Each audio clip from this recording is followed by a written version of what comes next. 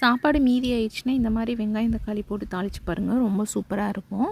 இப்போ தாளிக்கிறதுக்கு நான் இன்றைக்கி தேங்காய் எண்ணெய் விட்டுக்கிறேன். தேங்காய் எண்ணெயும் தக்காளி பச்சை மிளகாய் வெங்காயம்லாம் வதக்கிறப்போ சூப்பராக இருக்கும். அதனால் நான் தேங்காய் எண்ணெய் விட்டுக்கிறேன். உங்களுக்கு பிடிச்சுன்னா விட்டுக்கோங்க, இங்கே நார்மலாக எண்ணெய் யூஸ் பண்ணிக்கோங்க.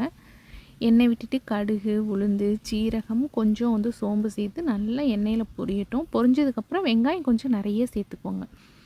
கொஞ்சம் வெங்காயம் வதங்குறதுக்கு உப்பு சேர்த்துட்டு கொஞ்சம் நல்லா வதங்கட்டும். அதுக்குள்ளே நீங்கள் சாப்பாடு பழைய சாப்பாடு இருக்குல்ல, அது நல்லா உதிரியாக உடச்சி வச்சுருங்க. கட்டி இல்லாமல் நல்லா உடச்சி வச்சுருங்க.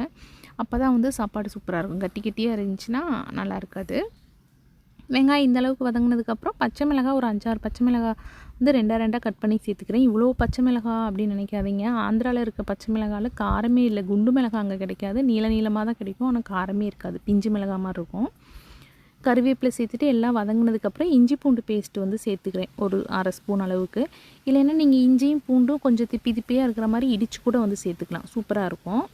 கொஞ்சம் நல்லா பச்சை வாசம் போனதுக்கப்புறம் தக்காளி ஒரு 4-5 தக்காளி வந்து கட் பண்ணி வச்சுருக்கிறேன் சின்னதாக, அதை சேர்த்துட்டு கொஞ்சம் மஞ்சள் தூள் தனி மிளகாய் தூள் வந்து சேர்த்துக்கிறேன். அப்படியே கொஞ்சம் நேரம் ஹை ஃப்ளேமில் வச்சு அப்படியே வதங்கினதுக்கப்புறம் அப்படியே அடுப்பு குறைச்சி வச்சு மேலே ஒரு தட்டு போட்டு வச்சிட்டிங்க அப்படின்னா சூப்பராக நல்லா குழஞ்சி வந்துடும். குழஞ்சி வந்ததுக்கப்புறம் சாப்பாட்டை போட்டு வந்து கிளறிக்கலாம்.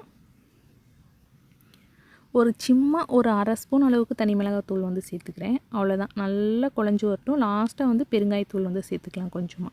இந்த அளவுக்கு வந்து நல்லா எண்ணெய் தெளிஞ்சு குழஞ்சி வந்ததுக்கப்புறம் லாஸ்ட்டாக பெருங்காயத்தூள் சேர்த்து ஒரு மிக்ஸ் பண்ணிவிட்டு அப்படியே வந்து சாப்பாட்டை எடுத்து கொட்டிடுங்க. சாப்பாட்டை நல்லா கிளறிட்டு சாப்பாடு வந்து கொஞ்சம் இப்படி கை வச்சு பார்த்திங்கன்னா சூடாக இருக்கணும். அந்த அளவுக்கு இருந்துச்சுன்னா அப்படியே ஆஃப் பண்ணிடுங்க. ரொம்ப சூடாகணும், ரொம்ப சூடாச்சுன்னா அடியில் பிடிக்க ஆரம்பிச்சிடும். கொஞ்சம் அடுப்பை வந்து மீடியம் ஃப்ளேமில் வச்சுக்கிட்டே வந்து நல்லா மிக்ஸ் பண்ணிடுங்க. சாப்பாடு சூடானதும் அப்படியே வந்து ஆஃப் பண்ணிடுங்க. மேலே வேணும்னா ஒரு ஸ்பூன் அளவுக்கு நெய் கூட விட்டுக்கலாம்.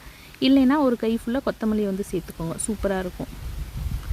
இன்னொரு டைப்பில் வந்து பண்ணி பார்க்கலாமா, இதுவும் சூப்பராக இருக்கும். ரெண்டும் ஒரே மாதிரி தான், தக்காளி வெங்காயம் இல்லாமலாம் வந்து பண்ண போகிறது கிடையாது. ஆனால் கொஞ்சம் வித்தியாசமான டேஸ்ட்டில் இருக்கும். எண்ணெய் விட்டுட்டு கடுகு உளுந்தம்பருப்பு இதில் ஜீரகம் மட்டும்தான் வந்து சேர்த்துருக்கிறேன். இப்போ வந்து பூண்டு வெங்காயம் ரெண்டும் வந்து பூண்டு சின்னதாக கட் பண்ணி சேர்த்துருக்கேன், வெங்காயமும் சேர்த்துருக்கேன், உப்பு எல்லாம் சேர்த்து கொஞ்சம் நல்லா வதங்கினதுக்கப்புறம் ஒரு 2-3 பச்சை மிளகாய் ரெண்டாக கட் பண்ணி சேர்த்துருக்கேன். கருவேப்பிலை தக்காளியும் சின்னதாக வந்து கட் பண்ணி சேர்த்துருக்கேன். இதில் வந்து தனி மிளகாத்தூள் எதுவும் சேர்க்காமல் சும்மா அந்த பச்சை மிளகாய் டேஸ்ட்லேயே இருக்கட்டும், பச்சை மிளகாய் தக்காளி வெங்காய டேஸ்ட் இருக்கட்டும்னு சும்மா மஞ்சத்தூள் மட்டும் சேர்த்துருக்கேன். மஞ்சத்தூள் கொஞ்சம் பெருங்காயத்தூள் சேர்த்து நல்லா தக்காளி குழஞ்சி வந்ததுக்கப்புறம் சாப்பாட்டை எடுத்து கொட்டிட்டு அப்படியே மிக்ஸ் பண்ணிவிட்டு கொஞ்சம் சூடானதுக்கப்புறம் அப்படியே அடுப்பை ஆஃப் பண்ணிடலாம்.